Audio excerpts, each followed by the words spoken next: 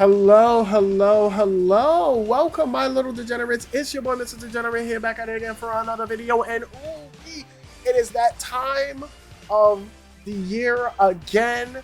Jeff Keighley comes out of his Mountain Dew cave and bless us with the Game Awards show, where everybody gets on social media and bitch and complain about how their favorite game that touched their penis didn't get nominated or didn't win an award or got snubbed. It has been fucking hilarious going on social media these last few days, watching people bitch and whine about certain games. But for me, with this video, as we do for this channel, this is going to be a prediction video, and then I'm going to do a recap video when the show goes live December 11th. But as of right now, we are doing my predictions on who I think is going to or should win certain awards. But this year we're going to do something a little different. Usually we start from the top all the way from the bottom, but this time we're going in the opposite direction. We're going to handle this like a fucking mountain climb. All right, we're going from the bottom all the way to the top to Game of the Year. So, without further ado, we are going to get started. But before we get started, I have one last thing to say. And that is, if I had to literally describe this Game Awards so far going in, just looking at predictions-wise and looking at the categories and whatnot, I would generally say this Game Awards show should be called the Execution 33 because Exposition 33 is coming with some fucking heat. All right, that is clearly the sweeper. All right, past these motherfuckers, the mop, the broom, these motherfuckers are sweeping. These motherfuckers have like 12 fucking awards lined up for them. They're just taking home shit. And I gotta be honest, as someone who played it, hasn't beaten it yet, it kind of deserves it. But that's neither here nor there. Let's get straight into this video. If you just want to hear what I have to say about the Game of the Year video, there's going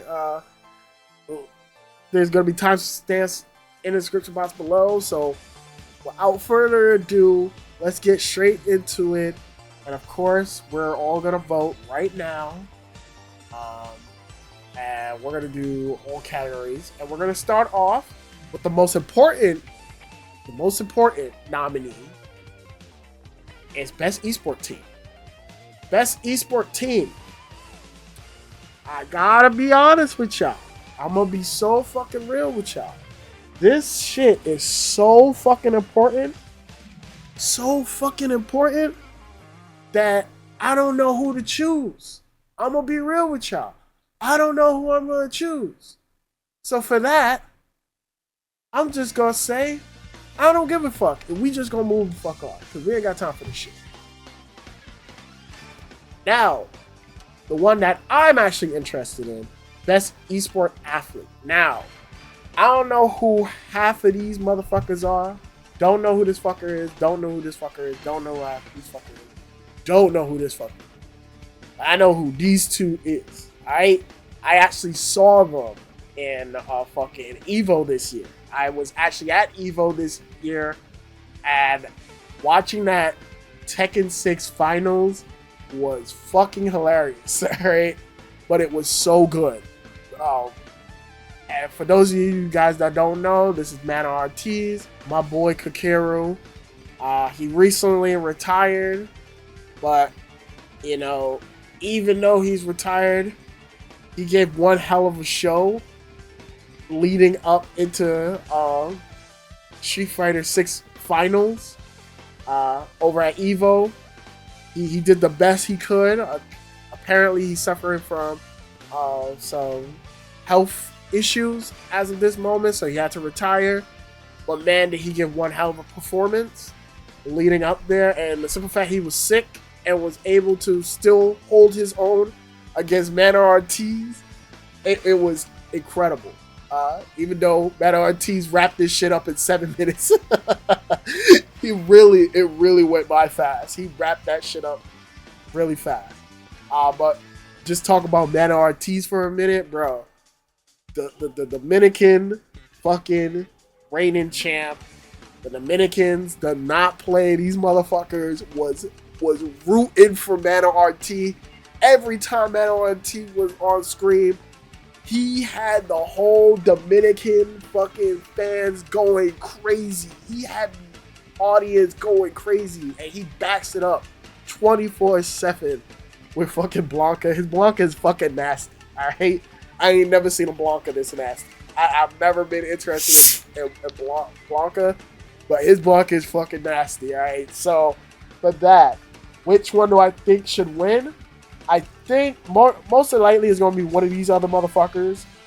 But if I'm going to be real with you,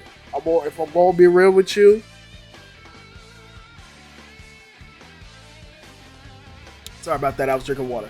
I would give it to my boy right here. I would give it to him only because, you know, he was the one that showed us how busted fucking JP was. And just to see, you know, even though he was sick, he still pulled up and he still tried to give one hell of a fight. And he worked his way all the way to the fucking grand finals, all right? And that's a testament to how good of a player he is. That even though he was handicapped, he still was able to fucking pull out. But I would also Mana. I would give it to Mana as well. But I honestly, just because he retired, I would give it to homeboy right here. Gonna do that.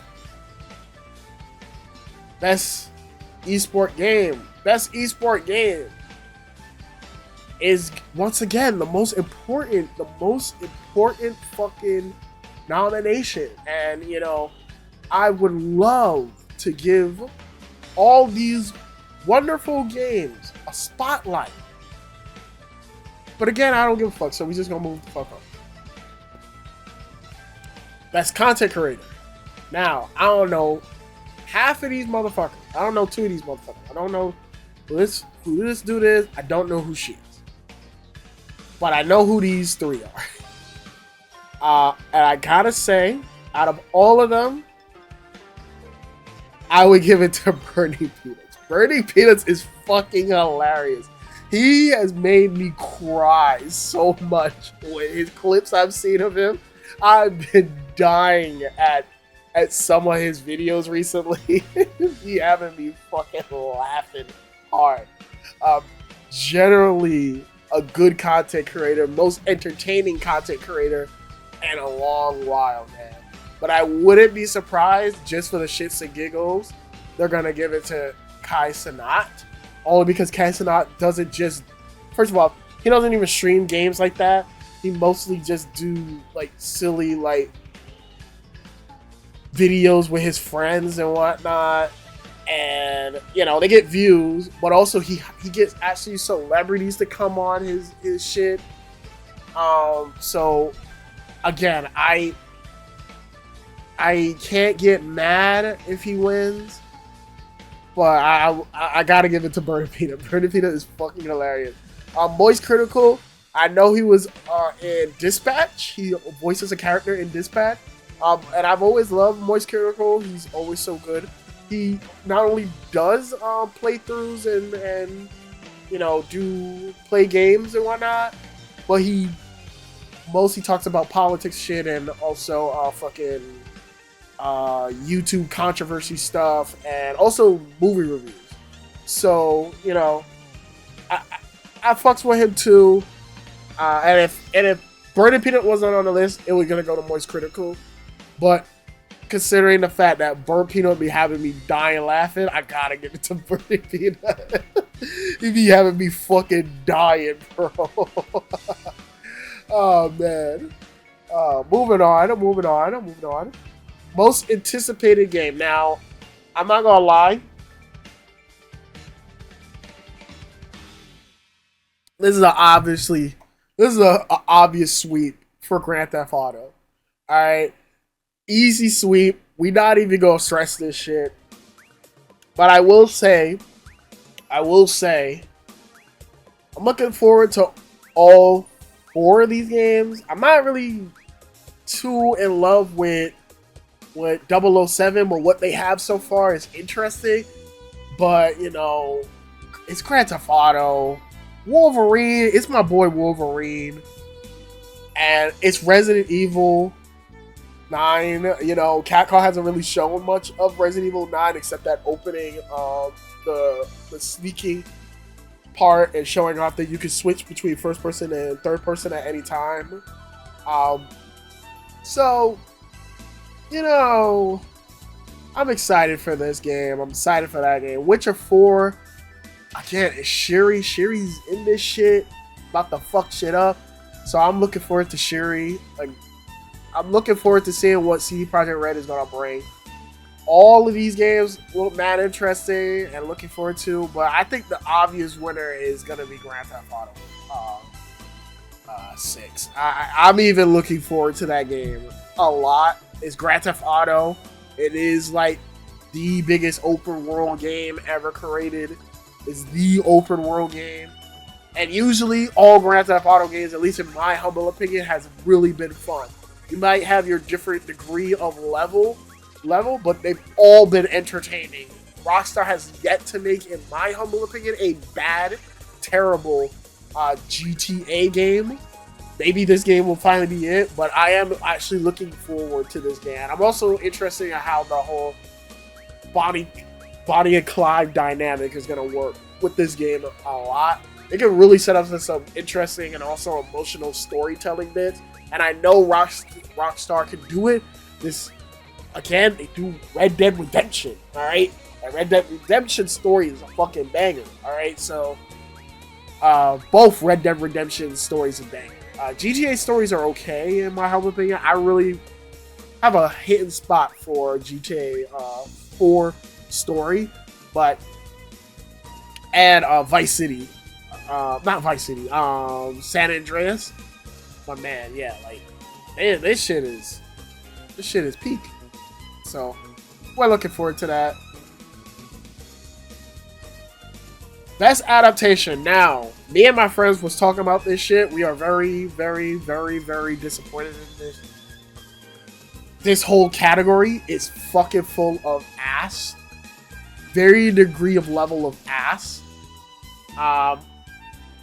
Truly, truly, truly, this is a horrible, horrible, like, adaptation. I would honestly say, if it wasn't for Devil May Cry, this would probably be the worst year of adaptations, in my humble opinion. Until Dawn, I have heard nothing good about this shit. You all know how I feel about Last of Us Part 2, or Last of Us Season 2. Splinter Cell, you know, Death Watch, I heard was okay. I'll check it out when I check it out, but I have no interest in really seeing it. I have a lot to say on Devil May Cry and the Minecraft movie. I just gotta say, it is really crazy that Sonic 3 didn't make it on the list. I'm not even the hugest Sonic fan. I am not the hugest fan of that movie. Like, I'm not even, like, crazy about it like my friends were. All my friends were like, this is the greatest shit since sliced bread. And I'm just kind of sitting there like, yeah, that was pretty good. But even I can't deny, like, that was a really good adaptation of a Sonic movie. Like, that, like, these Sonic movies have significantly gotten better and better and better as it keeps going on. And for it to not be here angers me, because it's like, it's such a good movie. You don't even need to be a huge Sonic fan. I'm not even a huge Sonic fan. And even I walked out of the theater and was like, not like, oh my god, whoa, second coming of Jesus. But I was like, that was fucking cool, man. Can't wait for Sonic 4. Like, I'm looking forward to seeing what's the next story of the Sonic movie franchise. Like, it left me with that wanting more. And I think that's a testament to how good, how great the writing is, and how much the people who worked on that game, on those movies, care about Sonic. And it's funny. It all could have went horribly wrong if they didn't change that Sonic design. Woo! I'm always gonna bring that shit up.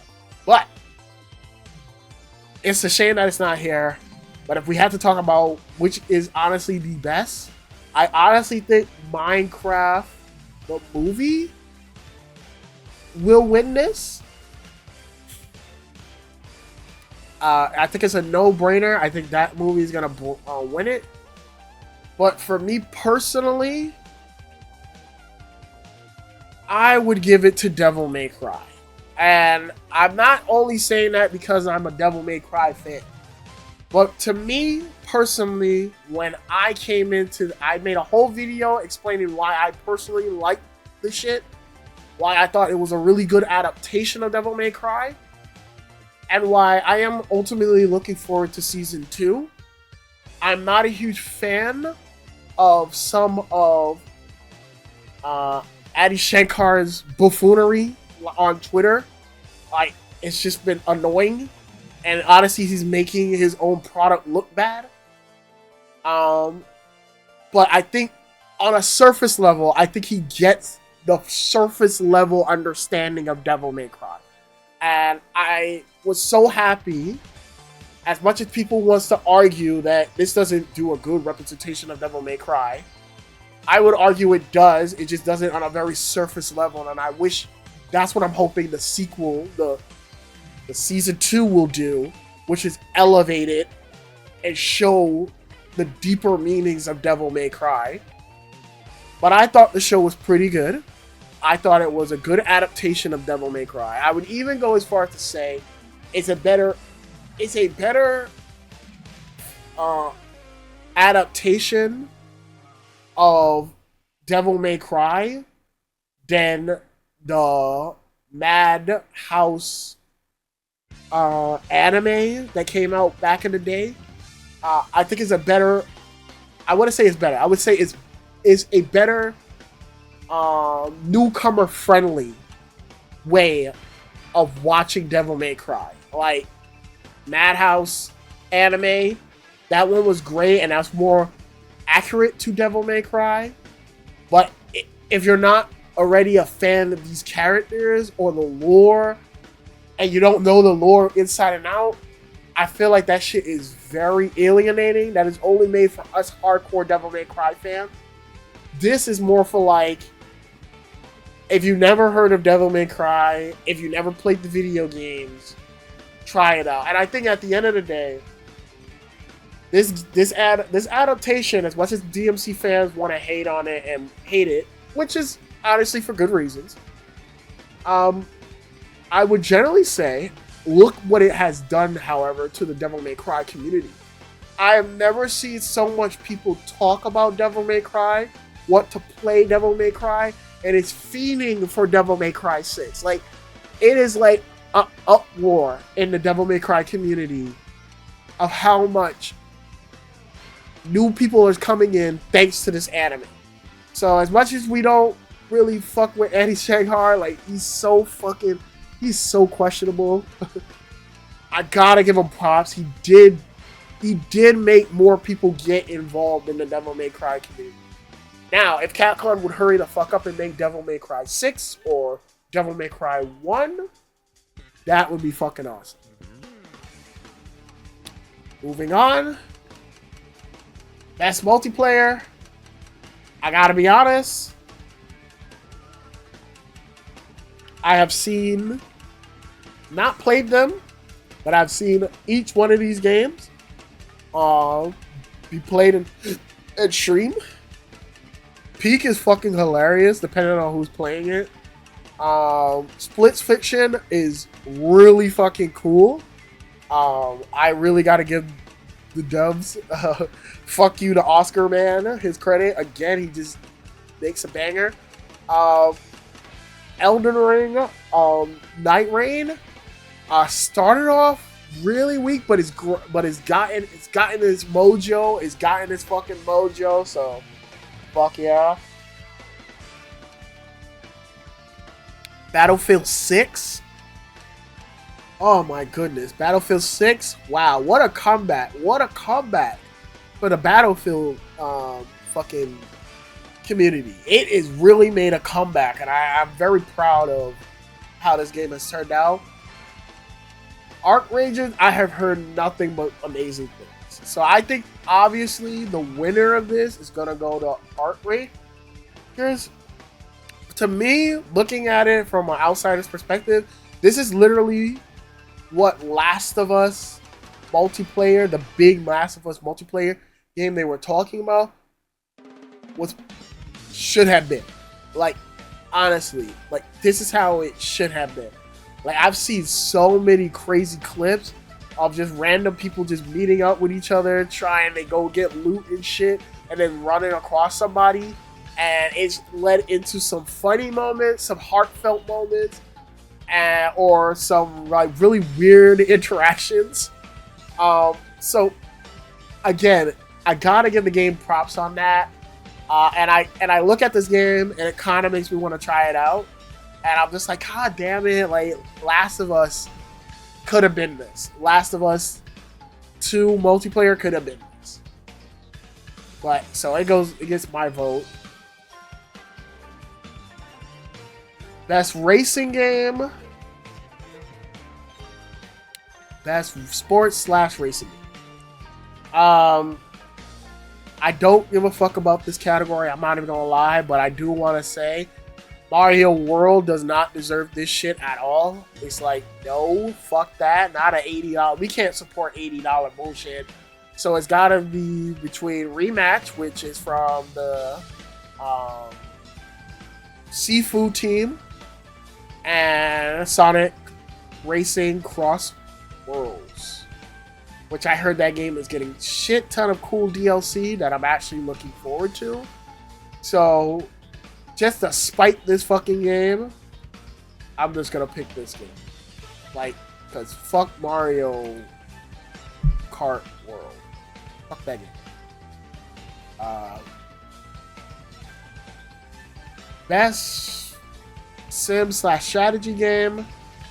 I find this to be a very weird. I heard this game was amazing. The Alters. I heard that game was pretty cool. But why the fuck is this here? This is literally a HD remaster of a game. It's not a remake. It's an HD remaster. So to see this here is kind of weird. So I don't really care about this category all too much. But I did see a lot of gameplay of this, and this was actually kind of interesting. So I'm gonna keep this thing. Best family game. Again, we can't let Mario Kart World win. Bullshit. Split Fiction is pretty cool. It could win. But all these games, I'm gonna just be honest with you. Donkey Kong Bonanza should win. As a fan of very few Nintendo stuff, I love me some Donkey Kong, and to see a 3D Donkey Kong game come back and for what everyone's saying, it's fucking fun as hell, and people fuck with it hard. To me, it's like it deserves at least one award, and this is the award it should win. Best family. Might not win it, but hey, there's that.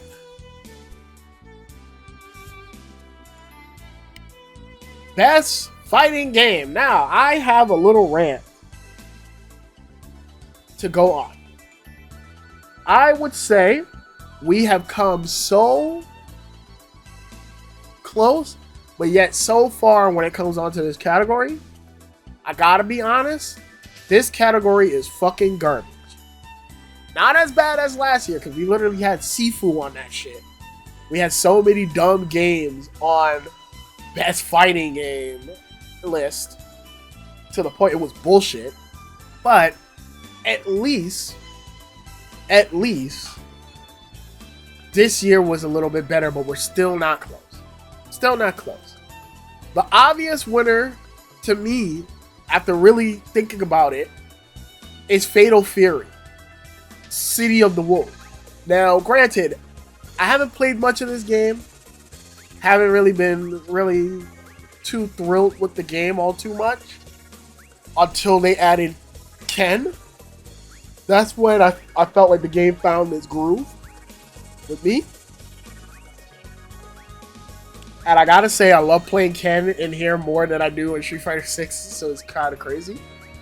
But this game is not perfect. It has very dated elements for a fighting game in terms of content-wise. But in terms of gameplay, it is really fucking fun.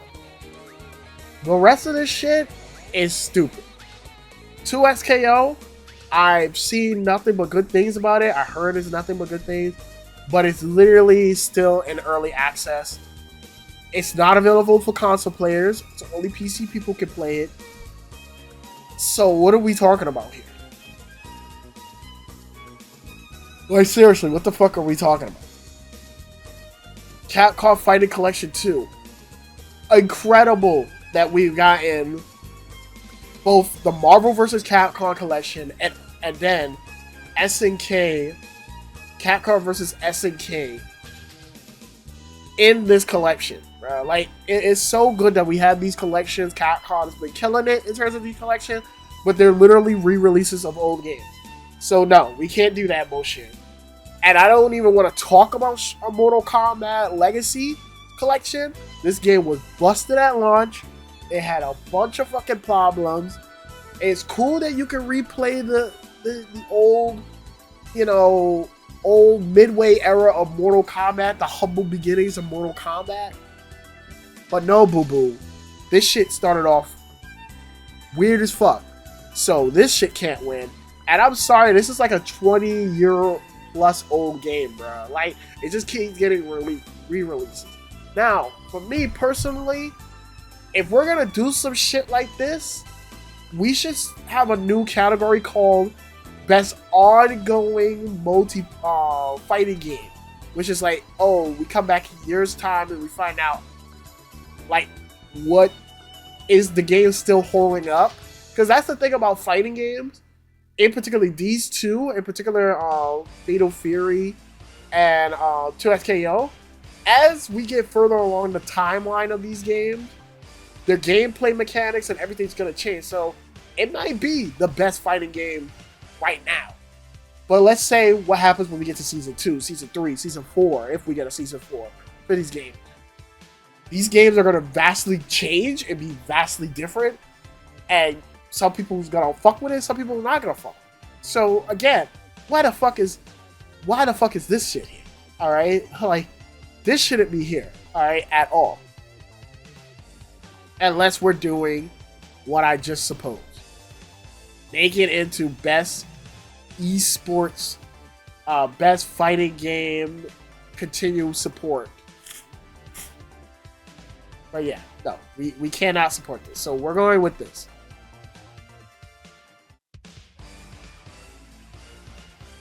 Best RPG. Now we get into the thick of things. And I'm not gonna lie, I don't know why the fuck Monster Hunter is here. Alright, get this shit out of here. This shit can barely even run on my fucking... It can run, I could get it to 60 frames, but that shit still has technical issue that they still haven't addressed on the PC version. They said they're gonna address it, but we still have no fucking clue when that shit is coming. Hurry the fuck up, Capcom. Like, it's ridiculous. This game went from my most exciting game but to my most disappointing game because of the PC version of it. It is crazy. And also, the game, at the time when it first released, was piss poor easy. So, I can't give it the best RPG. Avowed, I heard interesting things about Avowed, and then everyone dropped off of it. Outer Wilds 2, I heard, is really good.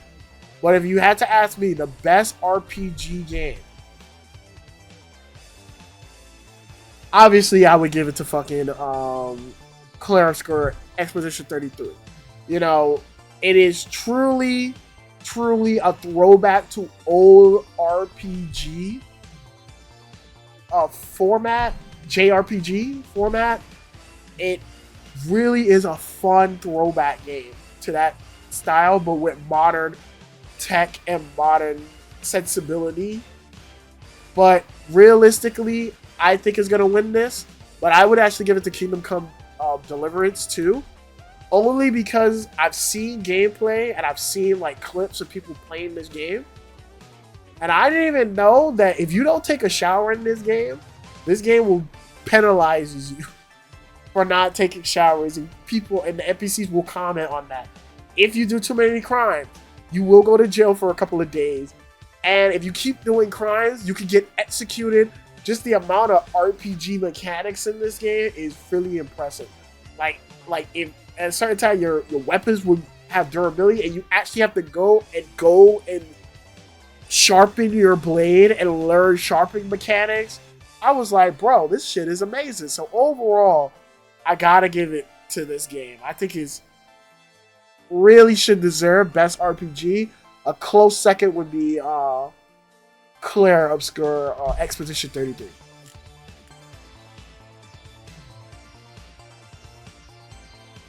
Best action slash. Woo! Woo! What can I say?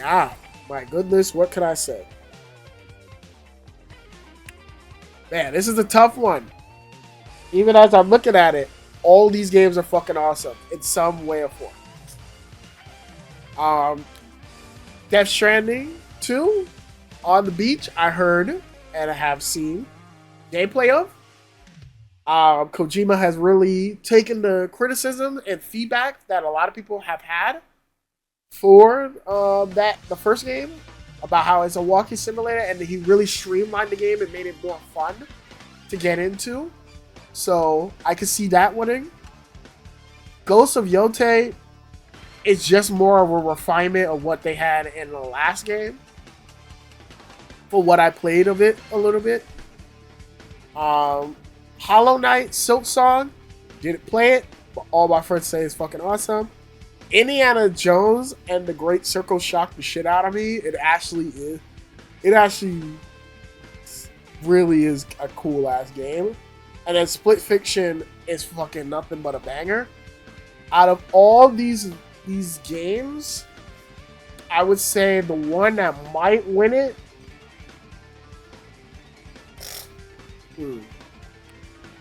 What might win it, honestly, might be Silksong. I can imagine Silksong winning it.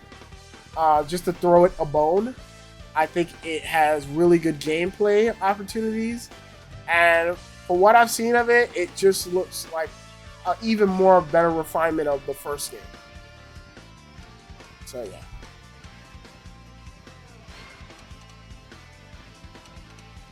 Best action game. This is a no-brainer for me personally.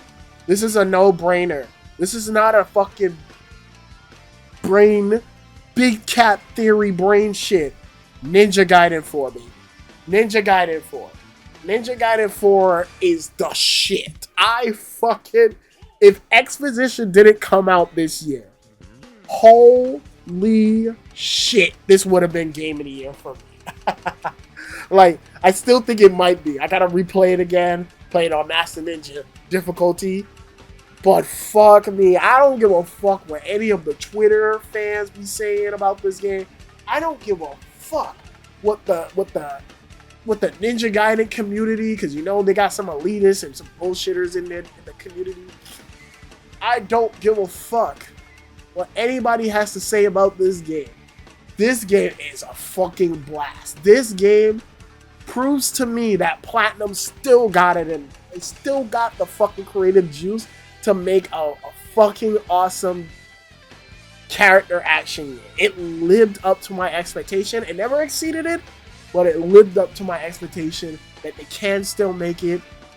And it's just so much fun stringing together combos, just intense. When you get in the fucking flow of the battle, bruh, and the game is just going fast, and you're flip-flopping and you're doing your shit.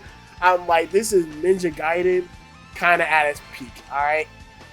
It is so much fun.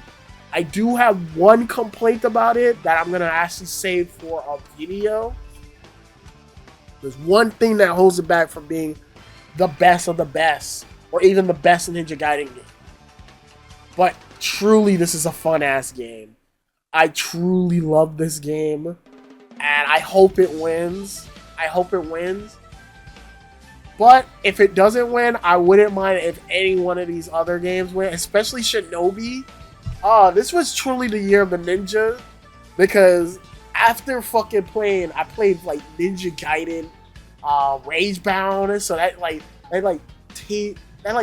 sprinkles the little, that was like the dessert.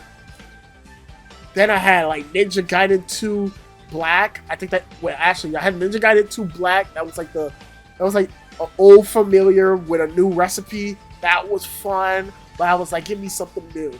Then Ninja Gaiden Ragebound came out. Ooh, tickled my fancy. It proves that, hey, like, we should do more like classic Ninja Gaiden fucking side-scroller action-adventure games. And then Shinobi comes in with this cool-ass combo system and shit that is fucking peak cinema shit. And then the icing on the fucking cake, the fucking icing on the cake, Ninja Gaiden 4. Oh my goodness, I'm eating today.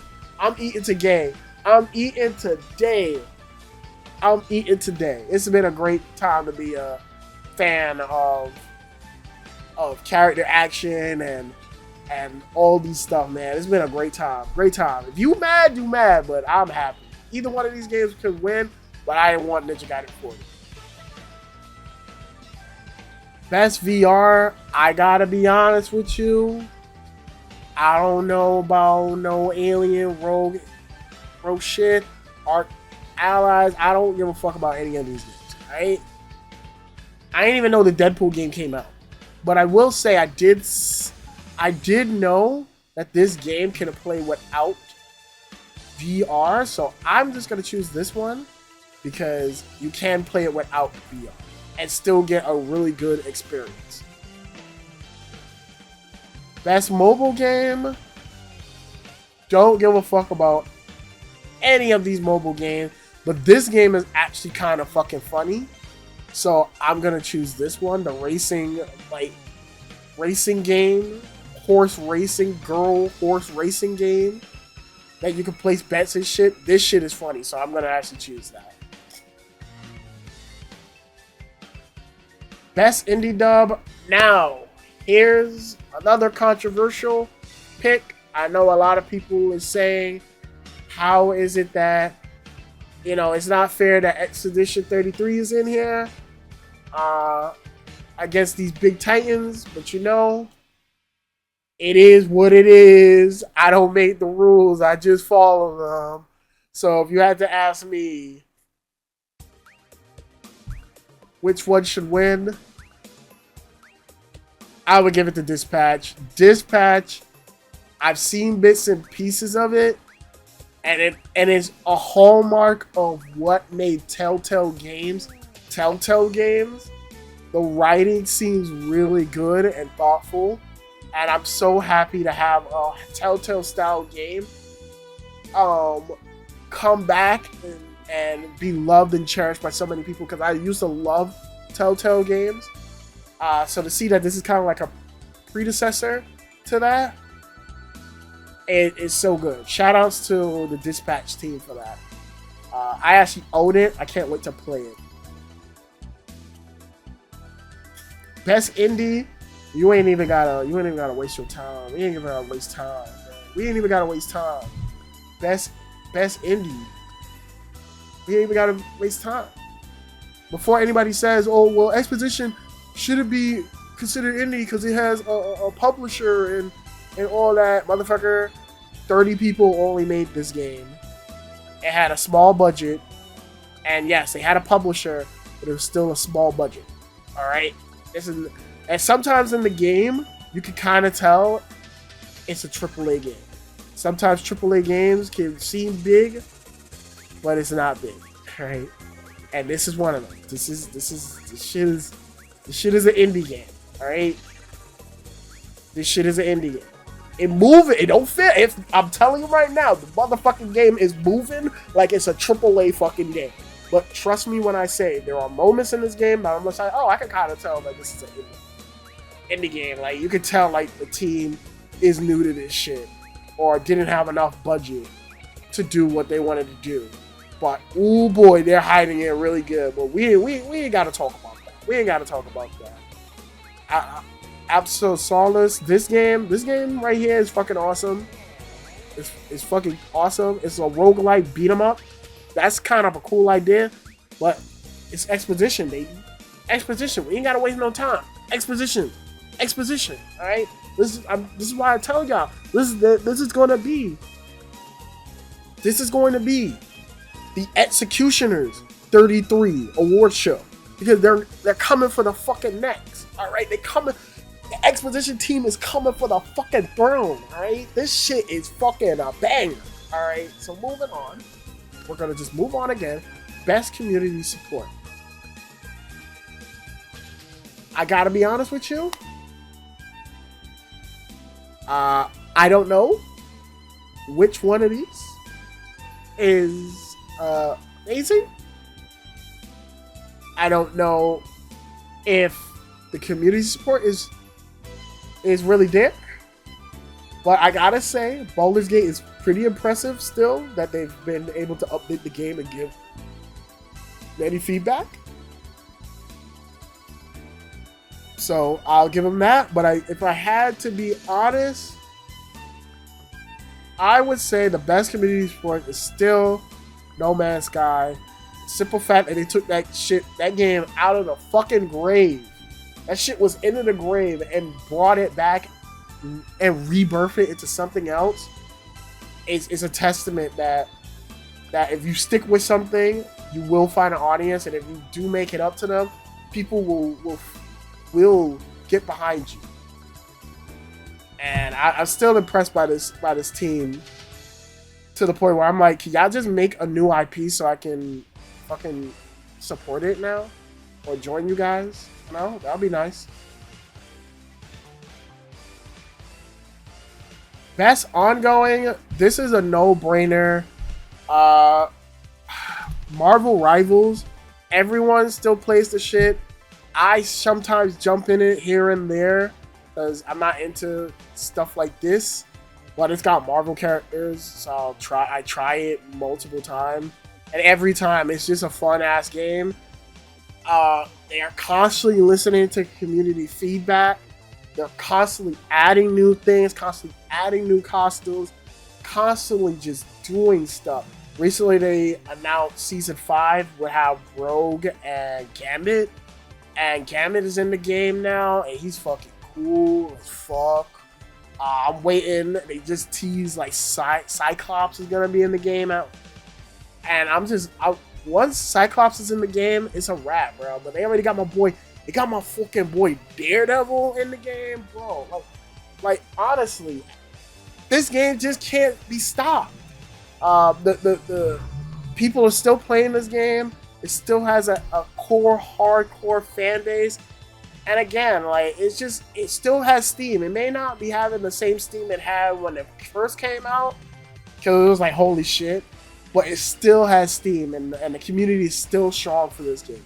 So, yeah, like, I think this was the best thing Marvel has come out with in quite a minute. So, I think they deserve all the love right here. Games for Impact. Now, I have not played any of these games. I have seen some of these games. And I'm just going to be honest, out of all the games that they have here, I'm actually going to give it to South of Midnight. Only because, like, that game takes place in Louisiana, and that's a place that I've been really interested in going to after learning up culture and everything. And it's just really been an interesting game and how they take taken like folklore of that area and made a story behind it and created a world behind this. It's really interesting when you actually look it up. I also think the music is really good. And also I love that it does the Spider-Verse effect, where it's like characters move and like I think 15 to 20 frames while the rest of the game runs at like 60 or higher. I think that's really fucking cool. But most importantly, I really appreciate this game for its representation of that area.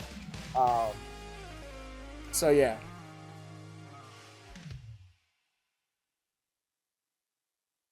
Best accessibility. Now, as anybody don't know, I be honest on my channel, I really take this portion of the fucking accessibility very serious. I love gaming, and this is coming from someone who has a learning disability. So anytime this comes up, I always tune in, and I try to play as much careful attention to this part because it means a lot to me. And I love when developers actually try to make games or find ways to make games more accessible to even people who have disabilities. And I did watch videos and reviews of the accessibility for each one of these games.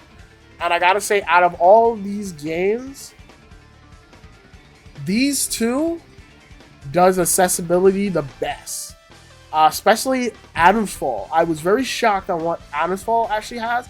So Adam's Fall has this accessibility feature where it's like if you are pointing at a particular object or you're near an object that can be picked up, the game will make a particular sound for different objects around the world. So let's just say you're picking up a note, a collectible note, it will ring a different noise. If you're collecting up ammo, it'll have a different noise to help people who have bad vision be able to hear what particular item they're picking up.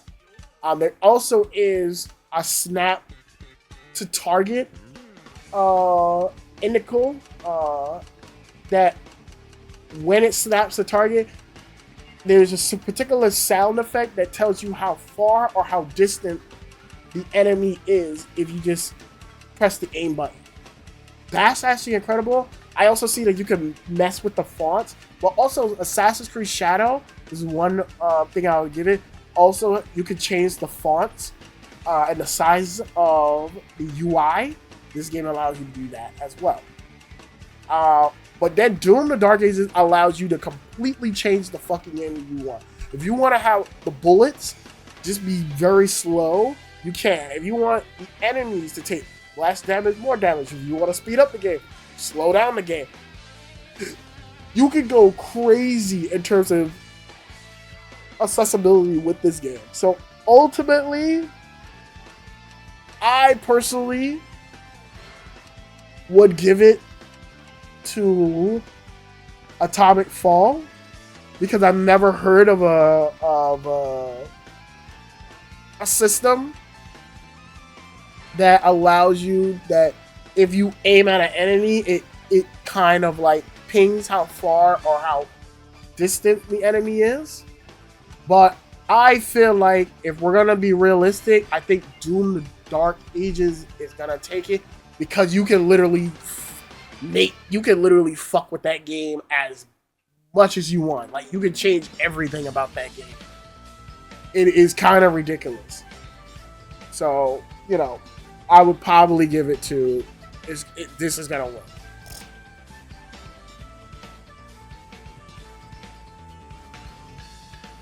Best performance. Oh, now I have a little bit of a problem with this category.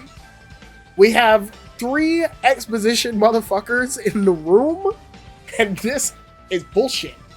And one of them even admits didn't even fucking play the game, which is Charlie Cox, aka my boy fucking Daredevil. the man without fear, the devil of Hell's Kitchen. Voicing in Exposition 30, Gustav. This motherfucker playing Gustav in this shit. This motherfucker didn't even play the game. like what the fuck? What the fuck? Now we got my boy Ben Starr, Ben fucking Starr, the GOAT, the champion, the man, Clive Rossfield himself, coming back to fucking play Vercel. Oh, Vercel is so fucking cool in this game. He's so good in this game. Such a fascinating character. And I feel like Ben got to be challenged in this game. Alright? That same thing with Charlie Cox, man. Charlie Cox, bro. Charlie Cox has a little bit of screen time, but he makes a long-lasting impression of the game, bro. And then we get Jennifer. Jennifer English. Oh my god. Ooh wee, Mayel. Oh, Mayel, bro. Mayel starts off okay, interesting, but doesn't really pop yet. But when the game said pass her the fucking baton, fucking Jennifer hit fucking butt speed, she fucking is locked the fuck in. Yo, this shit is not fair. How 3 of these actors are here. This is literally bullying motherfuckers. All right. But to get on to the other voice actors, I'm sorry. This is crazy. Troy Baker as fucking Indy in the Indiana Jones and the Great Circle. His interpretation of Indiana Jones is actually spot on. I was really shocked, but at the same time, I shouldn't be shocked. It's Troy Baker. He's fucking the GOAT. He's the GOAT. He's the one you want to get if you want to hear good voice acting. He's a good voice actor. So that's neither here nor there. Erika Ishii from Ghosts of Yote. She plays Atsu, the main character.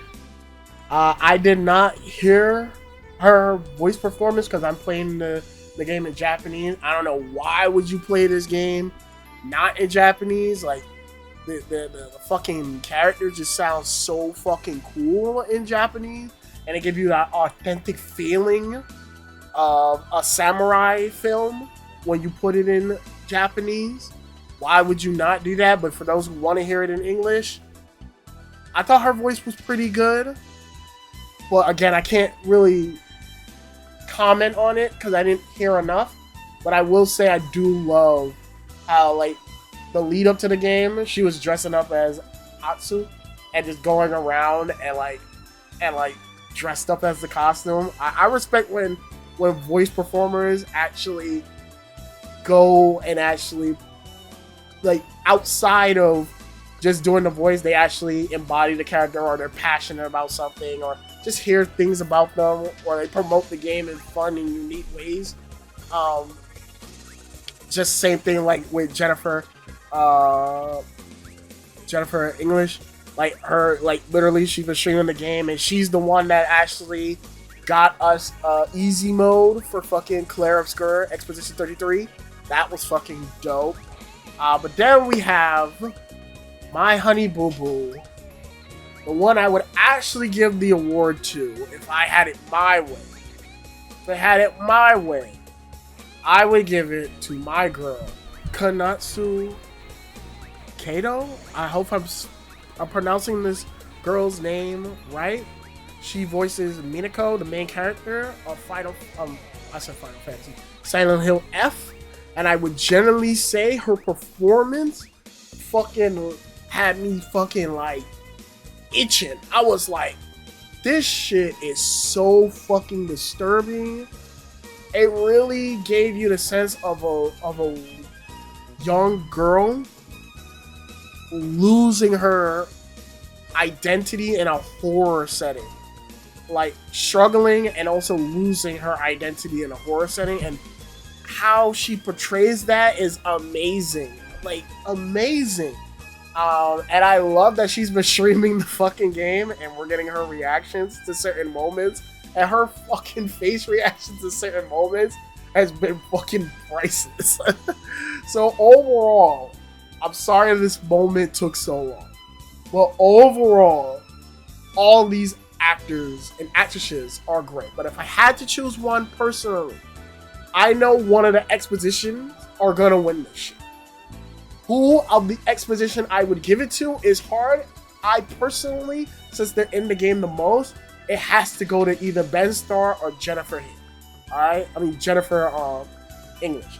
Like, both of these two cats are fucking killing it. I kind of want to give it to Ben Starr only because how he plays Virgil is so interesting. He's such a mysterious character that you can't help but like. But, you know, there's certain things in the story that I don't want to spoil. But the way how Ben Starr plays it is so good. But then again, Jennifer English, you know, she steps up to the fucking plate. When it came for her to step up to the motherfucking plate, this girl came through like a fucking iron will and pulled up to the motherfucking crew. So I have all but respect. But who would I generally want to win? Generally speaking, any of the expedition team, but I'm gonna actually choose my homegirl. I would love to see her win. She did such a phenomenal job in Silent Hill F. Like, really conveyed that game. Really touching in a lot of ways. Her performance. So, and also I think it would be kind of cool to see like outside of English, hear like that a Japanese voice actor or actress win a US reward. I think that would be kind of interesting. I think that would be best audio. I'm not gonna lie, Battlefield 6, all these games have good audio, but let's be real, Silent Hill F I think has the best audio design.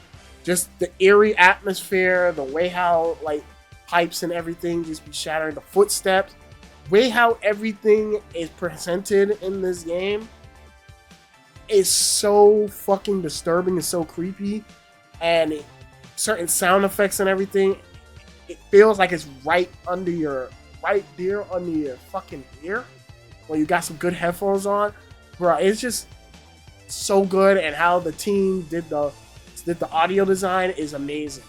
But that's not to sleep on Exposition 33's audio design or Death Stranding or any of these games.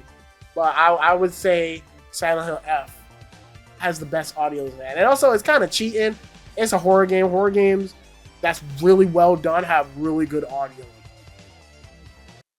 Best score, motherfucker. Do I need to say any more? Do I need to pull out the fucking sheet? The best fucking musics? Do I need to tell y'all what's gonna win this shit? I don't think I do. We already know what the fuck it is. Exposition 33's fucking soundtrack is amazing. Alright?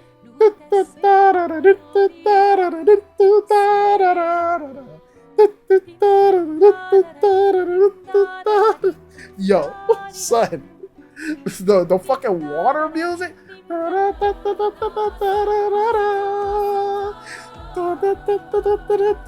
Yo, the fucking soundtrack, banger after banger, and how the music ties into the cutscene / story. Oh my goodness, bro. There is one scene where Mael is sleeping, and I'm not even gonna spoil this, but there's a scene with Mael, and another character is touching Mael, and then the dad of the other character comes in and stops, and the music swells and it stops, and then slowly cut when we pan to another character coming in the scene, the father coming into the scene. His theme starts slowly coming in as we pan to the camera. Bro, I'm sitting there like, yo, these motherfuckers are moving like AAA fucking developers. What the fuck is going on over there? This is some sort. This game is fucking sorcery. This shit is fucking amazing. All right, the score is amazing. If there's any concert I would love to go to, it would be the Expedition 33 concert, just to hear some of these music be played live. It is that fucking good. Best art direction, I gotta be honest, this is where I'm actually gonna be like, motherfucker, I think Expedition is gonna win it, and I do think Exposition has amazing art design, and there's a reason for that. But yeah, the art design in this shit is so beautiful, so beautiful, almost like a painting. Painting at some points. It is so gorgeous and so beautiful. And then we have Death Stranding too.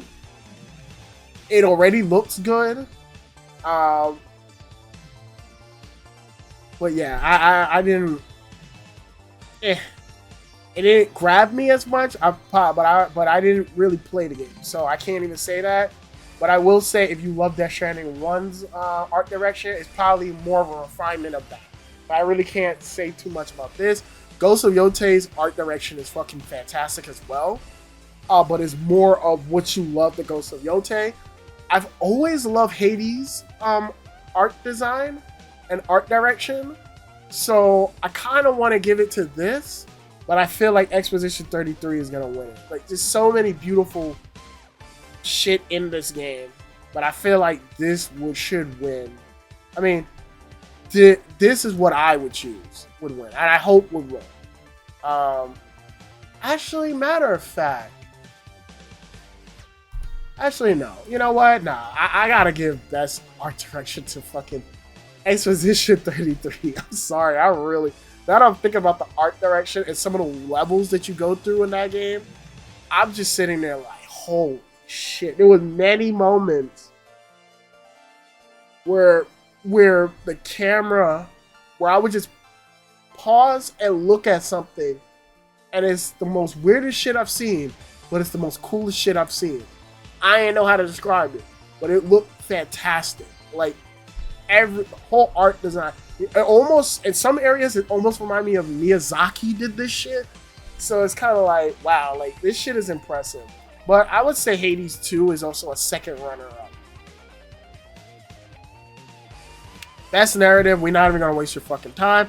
Although, if I can give some kind of pointers, I would say out of all these, so far for what I played of Ghost of Yote is the weakest of the story. I can't speak on Kingdom Comes 2 story, but I can tell you right now, so far, I'm not too hooked into Ghost of Yote's story, but I'm only 7 hours in, so I can't really speak on that narrative. But what it is, the style of the narrative and how it presents its story is really dope. As for Death Stranding 2, again, narratives sounds interesting, but again, a lot of it won't make sense until you fucking, really sit down and really think about it. And also, more importantly, look up some YouTube videos and explain certain lore stuff. So, I would say, yeah, I can see it winning. Because the narrative of the first game, it made sense, but you did kind of have to look up a little bit of it. I would generally say, out of all of these, Exposition 33 and and Silent Hill F has the best story. However, my caveat to Silent Hill F is that you need to have played the game multiple times in order to get the full story. If you had it my way, I generally think out of all these games, this game has the best story because it does something very unique that the media of video games doesn't really get tapped into, which is the whole idea of New Game Plus and continuing the story told through different ways and new add-ons to the story is presented through New Game Plus. Areas that you couldn't get in before are now available because you did New Game Plus. That adds more to the lore, adds more to the characters and whatnot.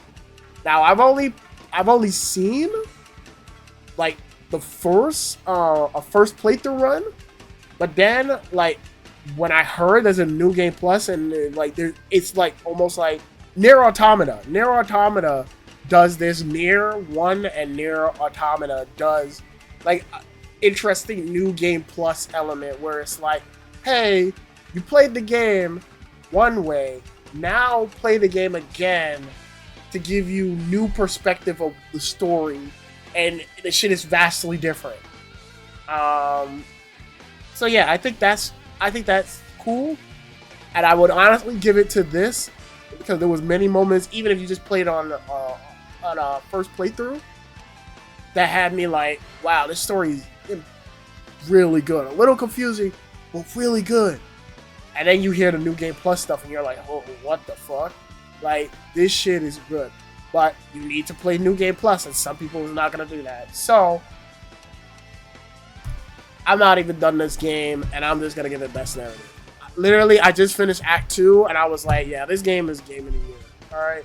I ain't even going to lie to you guys. That narrative is fucking awesome. Has one of the best openings of a fucking video game I've seen since Last of Us Part 1. Alright? Literally one of the best openings that instantly grabs you into the world, instantly tells you the stakes of the world, tells you the lore behind the world, and tells you to go off and explore. And when you get to Act 2, and I'm not gonna spoil any fucking thing, when you get to matter of fact, when you get to Act 3, the story changes so much that I'm just sitting there like, holy shit, this is fucking amazing. So overall, I would give it that. Best game direction, I gotta be honest, all three of these games are fucking amazing. I can easily see Jeff Keighley throwing Kojima a bone, and he's probably gonna give Death Stranding best game direction. But if you had to ask me,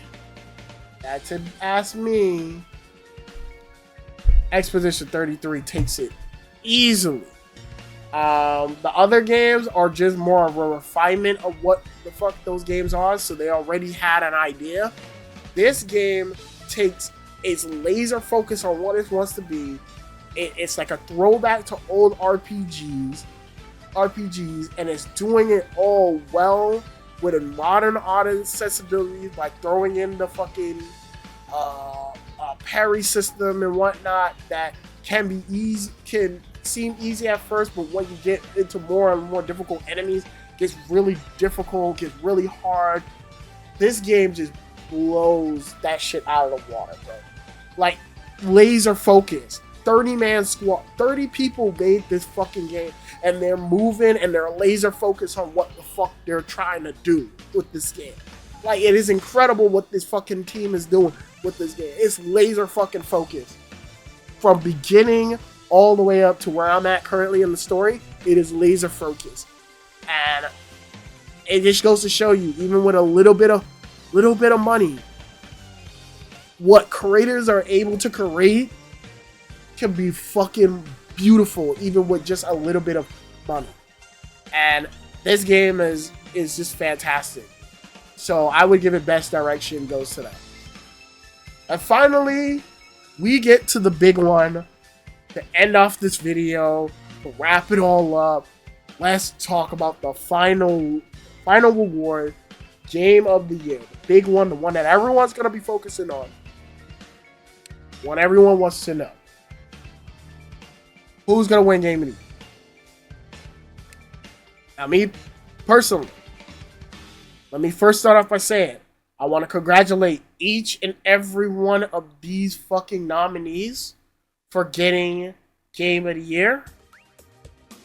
I think it is truly amazing that these games have gotten to the point where they're getting the true recognition.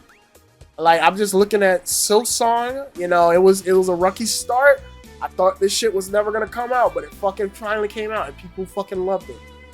You know, Kingdom Come Deliverance 2, this game, man, like the first game was like whatever, but everyone keeps talking about this game. Everyone's been praising the game.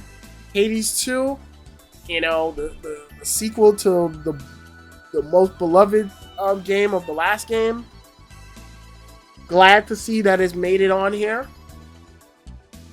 Donkey Kong Bonanza, you know, we got to throw Nintendo a bone. You can't have no award show and not have a Nintendo game. But to me personally, you know, to see Donkey Kong come back as strong and as mighty as before is fucking awesome.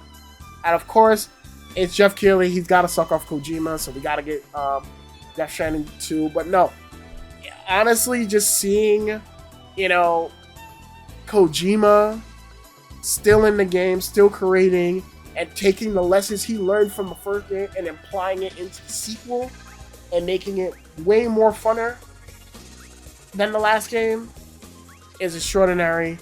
But of course, Exposition 33,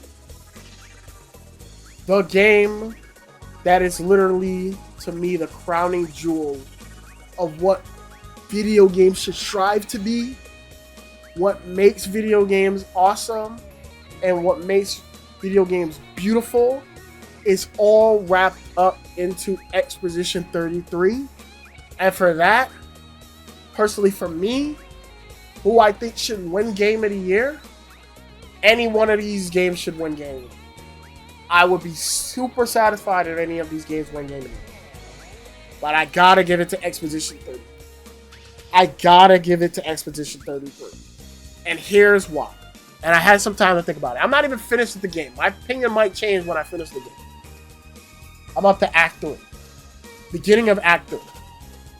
But I can tell just by playing this game from Act 1 all the way up to Act 3, I could tell that this was made from a bunch of people who love JRPGs, who had a small budget and was tired of the bullshit of corporations like Ubisoft and like these big corporations telling them, well, that's cool that you have a vision, but we don't want that. Keep making our sequels, keep making boring ass games.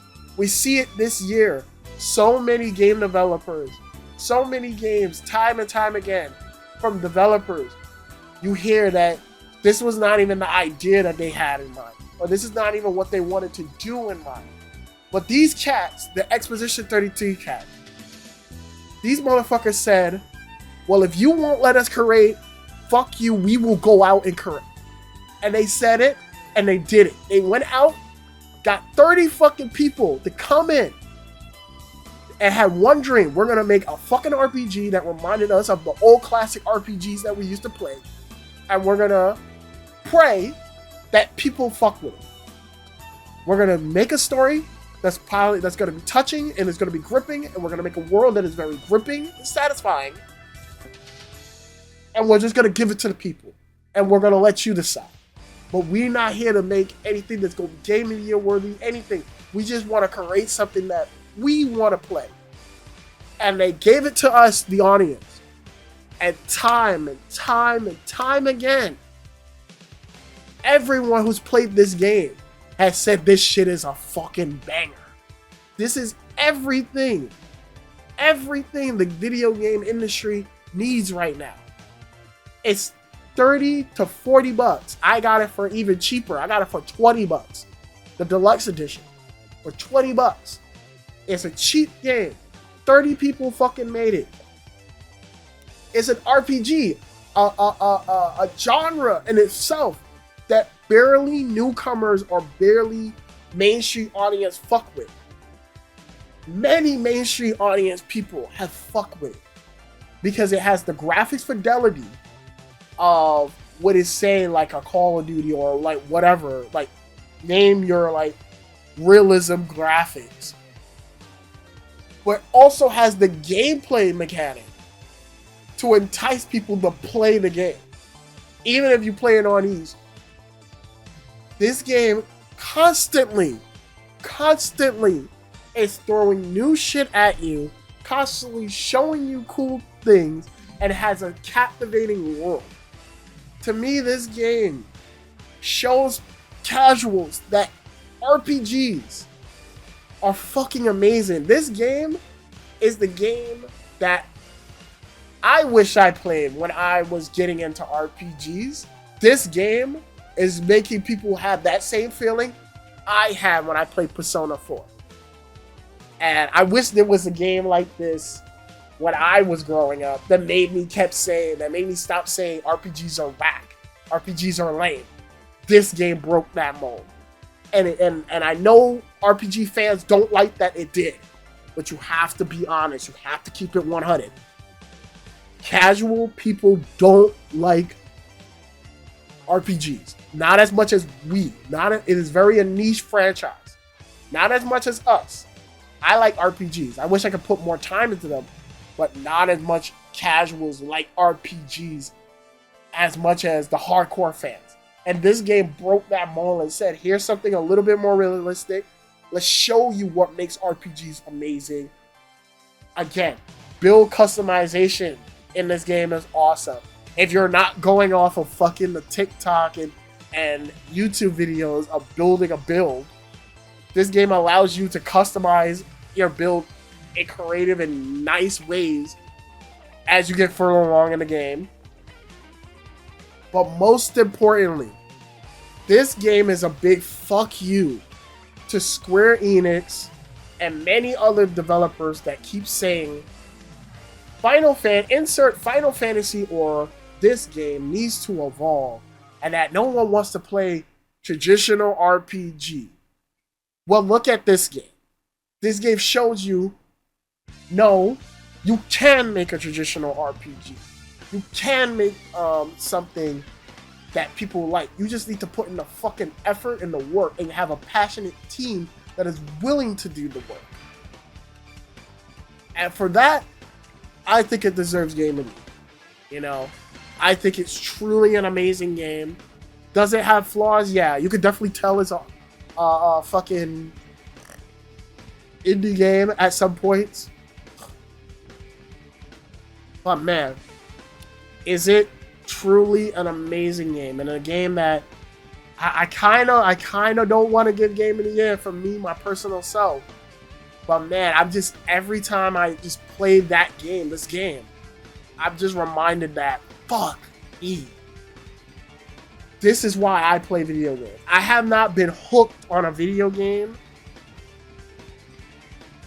story-wise since The Last of Us Part 1. This is how gripping this shit is, alright? I haven't been this emotionally invested in characters since Persona 5. This game is beautiful, beyond beautiful. And for that, I truly hope that it wins Game of the Year. If it doesn't and another game wins Game of the Year, I'm all for it. But Exposition 33 deserves it. It is truly ahead of its class. But I know what some people's gonna say. But what about, certain categories? Like, why didn't fucking Ghost of Yote get nominated for Game of the Year? And I'm just like, I like that game. I'm feeling it. I didn't beat it, but I'm feeling it. But I gotta be real with y'all. I gotta be fucking real with y'all. It just feels like more of the same so far. It's running into the typical Sony problem, where it's just like more of the same. And that's not bad, but again, this was a very stacked year. A lot of heavy hitters came out this year. And to me, the obvious one is Exposition 33. Honestly, for best performance, split this up into two categories because there's just too much exposition people here. I would have loved to see best male performer, best female performer, or best lead male performer, best female led performer. Personally, that's just me. That's how the Oscars does it. So, you know, as much as we be like, fuck the Oscars, I think that's something they need to improve. And also, like, what about the Dispatch voice actors? I think Aaron Paul, like the game is it can be not it's nominated. Like the game is nominated, so why the fuck is it not? Is it not here? So I'm just lost. I'm just lost on that. But yeah. As for what I hope will be shown in terms of trailers, only thing I'm hoping for is just some cool ass games. All right, that's really it. I know the Prince of Persia game is supposed to be remake by Ubisoft is supposed to be shown there. I honestly, as someone who's a huge Prince of Persia fan, I have no faith in that game. But we'll see. If it's not like a full-on, like, remake, like how they did with fucking Resident Evil or Final Fantasy VII or Dead Space, like a reimagining, I don't care. But yeah, we'll just see. We'll just see. I don't really worry about all that. But at the end of the day, only thing I have to say about this whole shit is this. No matter whether your game got nominated, not nominated, or it won, or didn't win, or didn't even get on the list, it doesn't change how you feel about that game. Like me personally, I'm fucking cooking because Exposition, my game, is gonna be sweeping, so it's okay. I'm not mad. But I gotta admit, you know, if your game didn't sweep or didn't get any award, it doesn't change the fact that it's still a game that touched you. It's still a game that means something to you. And at the end of the day, none of this shit really fucking matters. It's gonna matter to only like people who's not really like in the know of this shit. It's gonna matter to them because they're gonna see like, oh, game of the year, maybe I should go buy these games. But yeah, like, does it really matter? No, guys. At the end of the day, just fucking play whatever you love, and if you love it and you think it's game of the year, it's your game of the year. Don't take this shit so serious, and just move the fuck on. It is what it is. Well, any ado, I hope you enjoyed this video. I know this is a long ass video, but I hope you guys enjoyed the video. If you're new to the channel, please comment, rate, subscribe, all that fun stuff. Let me know who do you want to win Game of the Year? What is your predictions of the award show? What trailers are you hoping to see? Again, I don't really have any trailers that I personally care about, but you know, at the end of the day, comment below, let me know, and as always, we will be back when the Game Awards start to talk about it, recap funny moments, highlight moments of the award show, and of course talk about the awards as a whole. And without further ado, this is your boy, Mrs. Degenerate, signing out. Have a good one. And as always, guys, vote. Go vote if you care about this shit. And we'll talk later. See you December the 11th.